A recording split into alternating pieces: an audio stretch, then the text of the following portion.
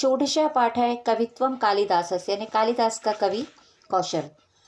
महाकवि कालिदास संस्कृत साहित्य सर्वश्रेष्ठ कविरस्ति।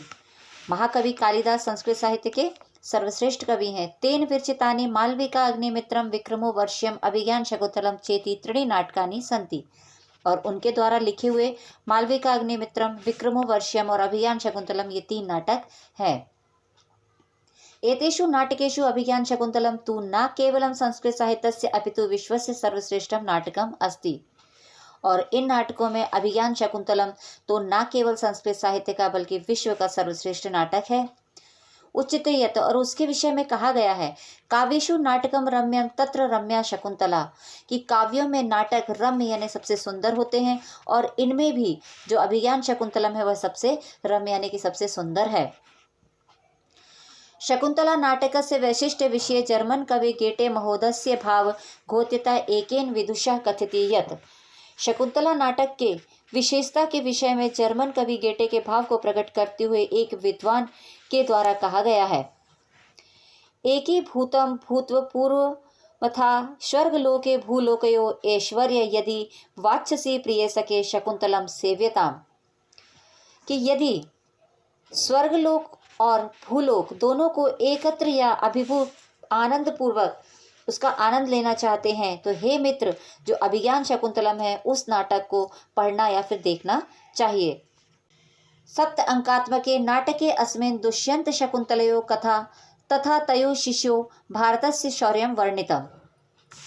7 अंकों के इस नाटक में, यह जो शकुंतला नाटक है वह 7 अंकों वाला है, तो 7 अंकों वाले इस नाटक में दुष्यंत और शकुंतला की कथा का तथा उन दोनों के शिशु भरत की वीरता का वर्णन है।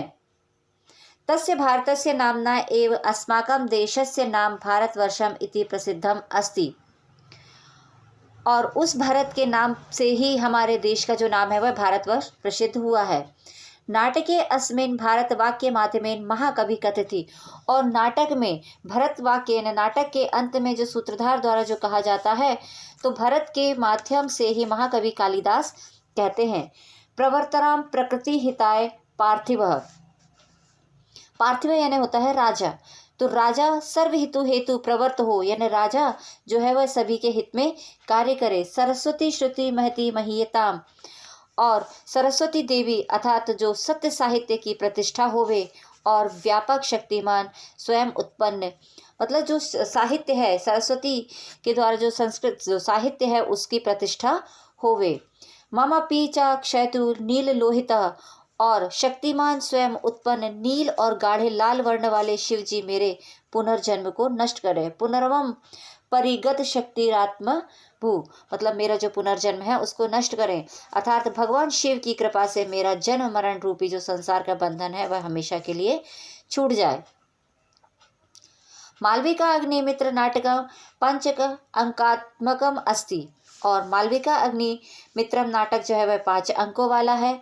अत्र मालविका अग्निमित्रों कथा वर्णितास्ति, और यहाँ पर मालविका और अग्निमित्र की कथा का वर्णन है। विक्रमोवर्षीय नाटके उर्वशी पुरुर्वयो कथा 5 अंकेषु वर्णिता, और विक्रमोवर्षीय नाटक में उर्वशी और पुरुर्वा की कथा का है वर्णन है, और यह भी 5 अंकों में वर्णित है। अस्मिन् नाटके भरत वाक्य माध्यमेन काम्यते कवि यत्, और इस नाटक में भी भारत के माध्यम से कवि कहना चाहते हैं कि सर्वरस्तु दुर्गाणि सर्वो भद्राणि पश्यतु सर्व कामनान वापनोति सर्वः सर्वत्र नंदतु, कि सभी मनुष्य जो है वो उनके कष्ट दूर हो, सभी सुखी हो और सभी की इच्छाएं पूरी हो और सभी जगह प्रसन्नता हो। तस्य कुमार संभवम रघुवंशम चेति नाटके 2 महाकाव्ये प्रसिद्धे स्तः, और उनके कुमार संभव और रघुवंशम नामक 2 महाकाव्य भी प्रसिद्ध हैं। कुमार संभव महाकाव्ये 17 सर्गेषु स्वामी कार्तिकेयस्य अवतार कथा तारकासुरस्य वध वृत्तांतम च आसीत्, और कुमार संभव महाकाव्य में 17 सर्गों में यह स्वामी कार्तिकेय की जन्म की कथा और तारकासुर के वध की कथा है। रघुवंश महाकाव्ये नवदशसु सर्गेषु रघुवंशीय नाम पराक्रम वर्णम तथा तेषाम उदार चरित्र निरूपणम तेन कृतम। और रघुवंशम महाकाव्य में 19 सर्गों में रघुवंशियों के पराक्रम का वर्णन तथा उनके उदार चरित्र का निरूपण उनके द्वारा किया गया है। तेन मेघदूतम ऋतु संहारश्च द्वे खंड काव्य विरचिते। और इसके अलावा उन्होंने मेघदूत और ऋतु संहार 2 खंड काव्य भी रचे हैं। मेघदूते पूर्व मेघ उत्तर मेघश्चेति द्वे भागों स्तर। और मेघदूत जो खंड काव्य है वह 2 भागों में विभाजित है, पूर्व मेघ और उत्तर मेघ। और जो मेघदूत है इस काव्य में अस्मिन काव्ये मेघ यक्षस्य दूत अवदत्। और इस मेघदूत जो है इस काव्य में मेघ जो है वो यक्ष का दूत बना हुआ है।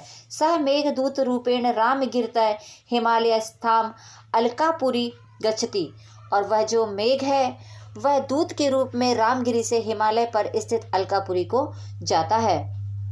दूत मार्ग से वर्णम नैसर्गिकम अवतर अतिवर्णीयम चा अस्ति। और दूत के मार्ग का वर्णन स्वाभाविक और अत्यंत रमणीय यानी बहुत ही सुंदर है। और ऋतु संहार में 6 ऋतुओं की प्राकृतिक सौंदर्य और मनोवैज्ञानिक वर्णन है।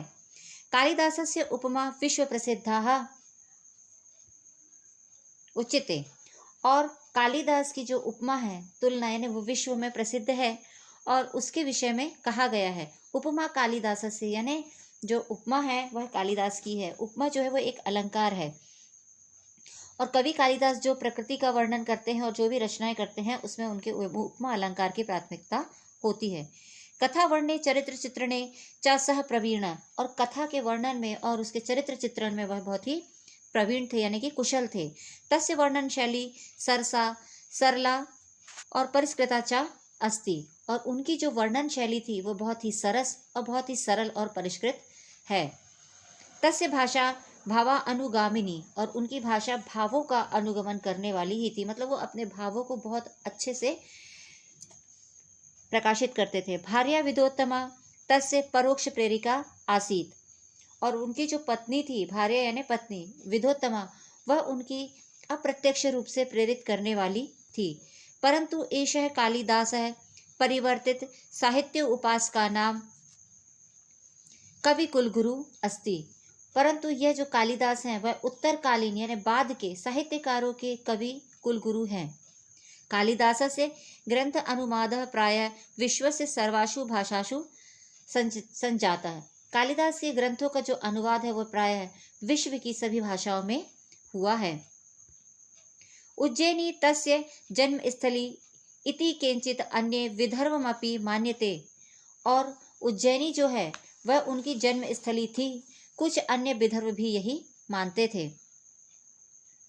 विदर्भी रीतिर किरण मेघदूत प्रमाणेन च। और विदर्भी रीति के तर्क में भी और जो मेघदूत में भी यह प्रमाण है कि उज्जैनी उनकी जन्मस्थली है। अद्यपि उज्जैनियाम अन्यत्र च प्रतिवर्षम देव प्रबोधिनियाम कालिदास महोत्सव विशिष्ट रूपेण आयोजिते। और आज भी उज्जैनी में और अन्यत्र मतलब और भी जगह प्रतिवर्ष देव प्रबोधिनी यानी देव उत्थान एकादशी को कालिदास महोत्सव विशेष रूप से आयोजित किया जाता है। यतः तस्य मेघदूते यक्षस्य शाप मोक्ष देव प्रबोधनियामेव जाता है। क्योंकि उनके मेघदूत में यक्ष की शाप से मुक्ति भी देव प्रबोधनी के ही दिन हुई थी।